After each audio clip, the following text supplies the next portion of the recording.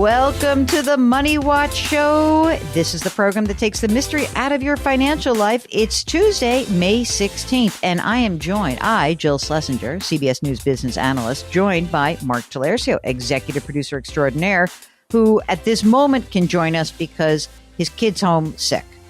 Mark, every time your wife goes away, this is what Theo does. He protests by becoming a little ill. It's almost as if they plan it that way. She leaves and he gets sick, and then, it's just me. Oh, my God. So we are here trying to answer your financial questions. If you have one, give us a holler. Just go to our website, jillonmoney.com, click the Contact Us button. Let us know if you'd be willing to come on the air. Now, while you're there, there's all sorts of fun stuff. You can buy my book, The Great Money Reset. You can subscribe to our new service, Jill on Money Live. That's like if you have an extra $100. If you got $100 to burn, then just, buy a couple things at the website. If you have no money to burn, then check out all of our free content, our free weekly newsletter, the blog, our other shows, videos, resources, all sorts of fun stuff. So everything is there for you on the website. Today, we're joined by Catherine, who is listening to us in North Carolina. Hi, Catherine. How are you? I'm doing great. How are y'all? We are doing well. What brings you to us? How can we help you out? Yeah. So, my husband and I think we read your book a little late to the game. We had already kind of started a money reset, but I think, we're midway and just kind of trying to plan what's next. Okay. Tell us more. Okay. So yeah, my husband, he quit his job last year to go back to school, and I have been, holding down the fort, working full time. So we're just trying to get a handle on, what we can be doing now to sort of maximize things while he's not working. And then also once he goes back to work, kind of where we're at. Could I drop down to 4 days a week, or, what's next for us? Okay, great. So tell us about what's going on. How old are you guys? Do you have kids? And how much money you make, and some of your contributions that you're making on the income you're earning? Sure. I will be 37 here soon, and my husband is 39, and we have a almost 2-year-old, just the one. I am currently making about $105,000 a year. And from that, I contribute $250 per paycheck to a 403B, and my employer contributes 12% of my salary to a retirement savings account as well. How is the cash flow based on your earnings and what you're contributing to retirement? Yeah, so cash flow is good. I would say, including daycare, our expenses run around $6,000 a month. And we did save up a kind of cash cushion before my husband quit his job of about $25,000. And we've really only had to pull on that for tuition. So we still have about $18,000 left as a kind of reserve fund. How much longer will he be in school? He'll finish next spring. So 1 more year. And what is the expectation earnings-wise when he does actually finish school? What do you think he's going to be able to earn? So conservatively, we're thinking probably mid-40s with the line of work he's hoping to go into. Would he be in his line of work? Is he the kind of guy who's going to be working in the private sector, the public sector? Is there a pension possibility for him? Just wondering kind of where things stand on that. Yeah, so definitely looking at more public sector jobs, so probably decent benefits, but not necessarily a pension. You have the money that you set aside for your paying for the school, which is great. When you said that $18,000, is that just for school, or is that also the emergency reserve fund? Is it kind of mixed in? No, we have an additional $20,000 emergency fund we keep. Great. How much money's in your retirement account right now?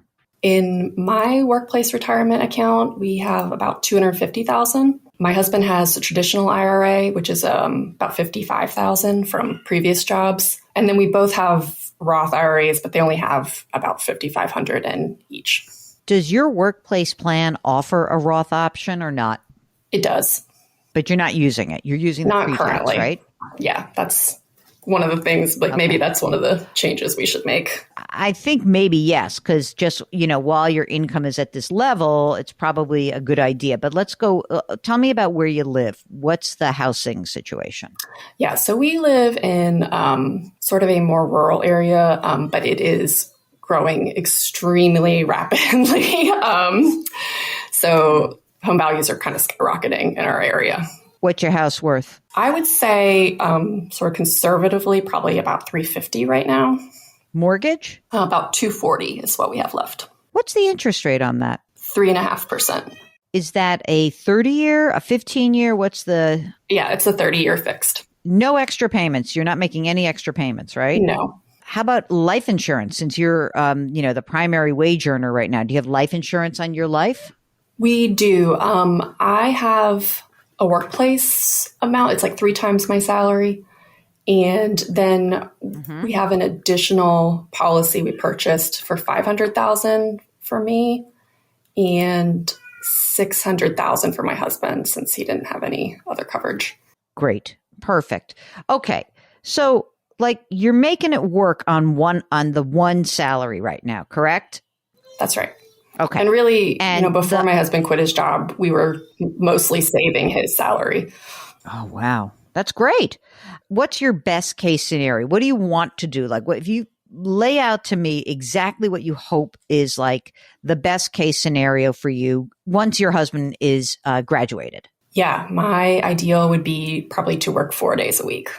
I like a lot about my job. It has great benefits.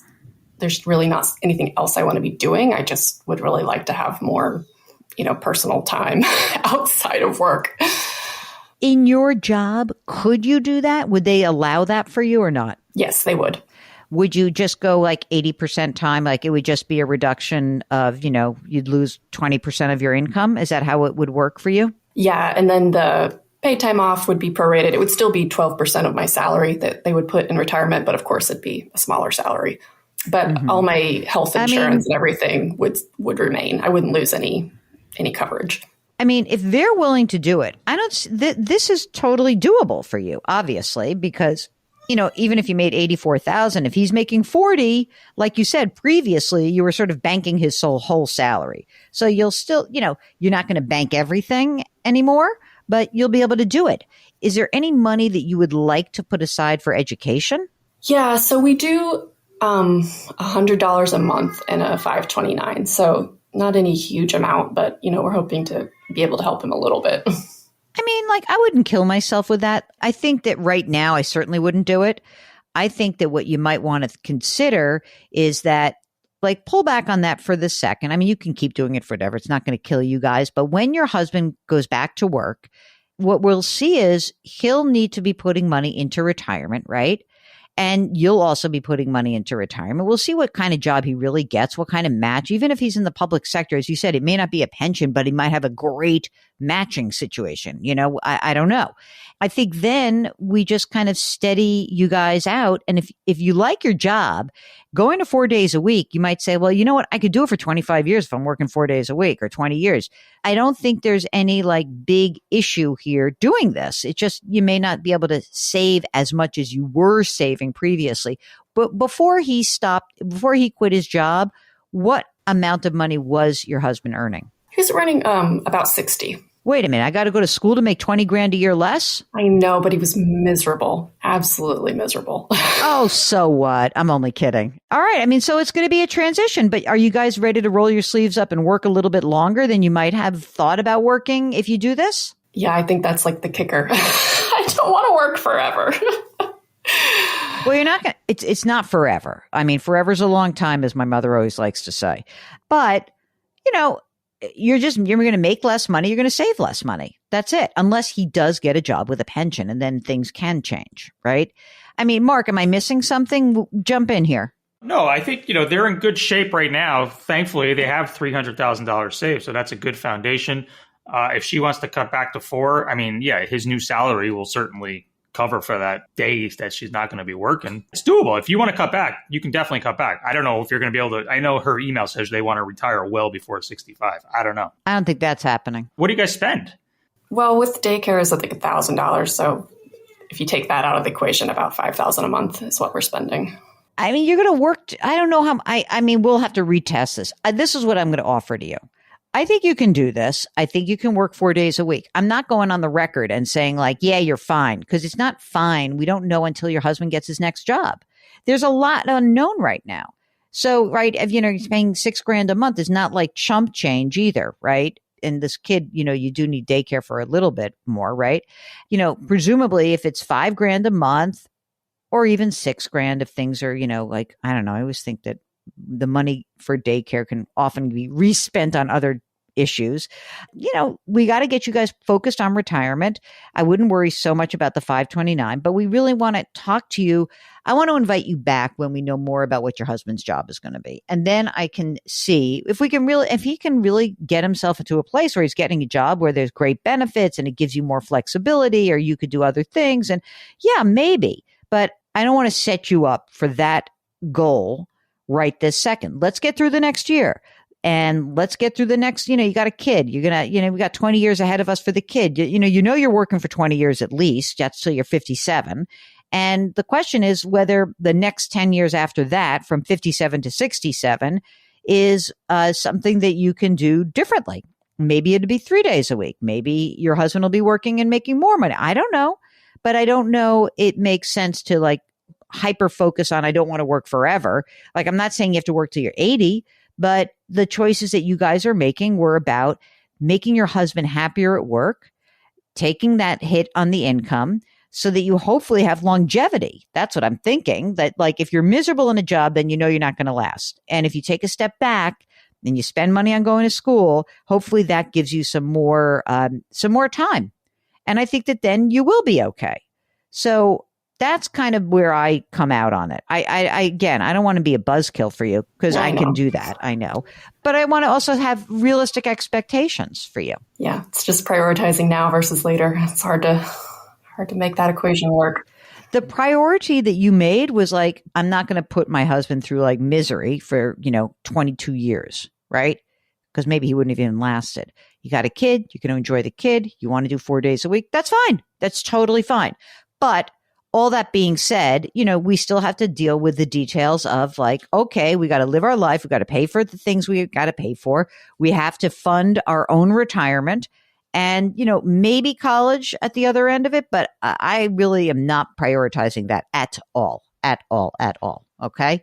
All right. Last thing. You got a kid. Did you do your estate documents? Because you do have a kid. Yes, we have wills and power of attorneys. All right, good. We still need to get them notarized, but we have them. Okay. Okay. All right. So we have the things. It's not legit. No, just go get that notarized, please. Will do. Okay, great. Any other questions from your end? Well, just, actions now. Do you think I should change the 403B contributions over to the Roth? Yes, definitely. Okay. Should we consider our traditional IRA converting some of that to Roth? No, you need your cash. No conversions right now. Okay. Okay. All right. Thank you. If you are looking at a big change in your income level, if you're really thinking about going back to school and trying to reset your life, of course, get the book, The Great Money Reset, but also give us a holler. Go to JillOnMoney.com, click the Contact Us button, and we will get your note. While you're there, check out all the great content and, of course, subscribe to the new service. It's called Jill on Money Live, quarterly access to live webinars and more special content. Mark Talercio is the co-host and executive producer of the show. Karen Kranick is our web queen. We are distributed by Paramount Global, and we drop our episodes every Tuesday and Thursday.